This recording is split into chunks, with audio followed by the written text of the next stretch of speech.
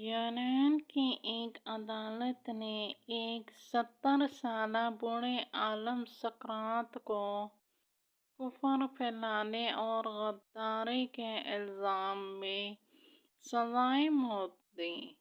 سقراط نے بڑے صبر سے زہر کا پیالہ پیا اور اس دنیا سے چلا گیا۔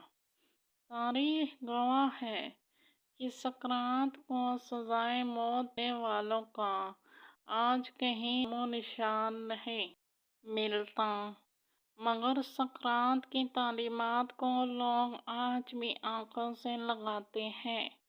سقراط سے کسی نے پوچھا کہ تمہیں کبھی رنجیدہ اور غمگین نہیں دیکھا؟